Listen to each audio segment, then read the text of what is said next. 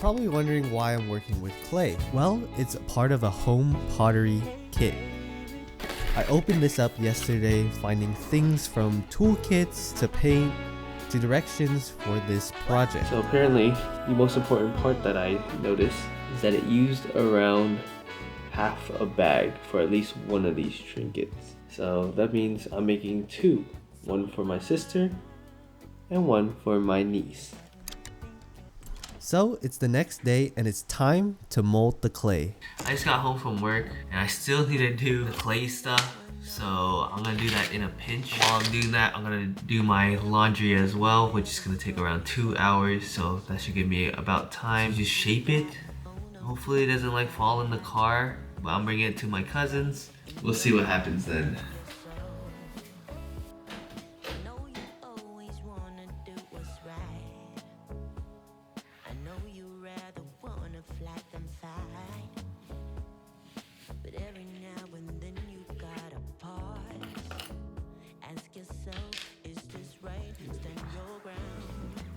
So I have these again. It's just reminding me of like all the steps I need to really take to create one. Oh, trinket dish. Yeah, that's the one that I kind of wanted to do. I cleared my desk and laid down the parchment paper to finally work with the super clay. I opened up the package and that led me to the first step. Step 1. Divide the clay into one small ball, 1/3, and a larger ball, 2/3. 2. Roll the small ball into a small circular slab. 3. Required a small bowl, but I just eyed it and cut as circular as I could. 4. Use a wet sponge and water to smooth out the base and use your fingers to smooth out the edges. 5. Take the larger ball and roll it into a smooth long sausage shape.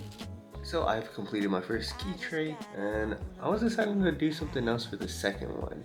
Like something smaller so it can actually fit in this box. Actually, this will be the only one in there and let's use another box probably to transport the other one. I'll make it much smaller.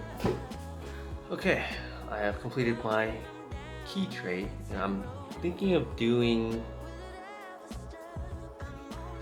a pinch pot for this one just to make it more different. And plus, I'm gonna bring it to LA, so this should be the only thing in this box. And then the pinch pots, I can put in another small box. The thing that I'm concerned about right now is whether I can transport this or do I have to just like cut it up. I'm gonna bring another parchment paper up here. That is the plan.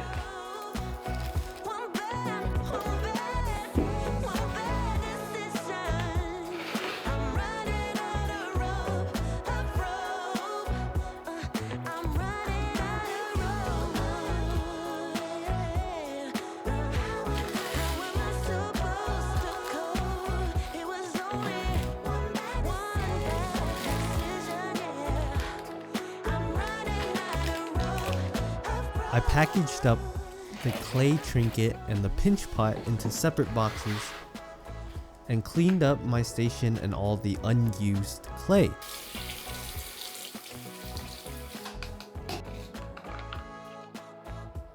So I have just completed the key tray and the pinch pot. I'm gonna be chilling for now. See you when the pot has dried. Pot has dried, pot has dried. 24 hours has passed and I'm back home unpacking the goods. I think the pottery stuff, pots that I have made, has been mostly dry. So here we have the first one. It has a pretty nice, decently flat bottom. It's like crinkly because of the paper, but still very flaky. So it's just my first time doing it, so give me a little break. But we have the second one. Seems to be a little bit more wet, but it's considerably more dry than before. This is the bottom, this is the top. Yeah, some of it's still flaky. I don't know if I should add water or I just like leave it alone. So I'm at a situation where I don't know. I can at least paint this one and see where I can go from there. So we got the base coat, and we have the paints. The paints here, the gloss varnish. I don't know what those steps are, but I'll soon find out. This will be the trial and error part of the first clay pot.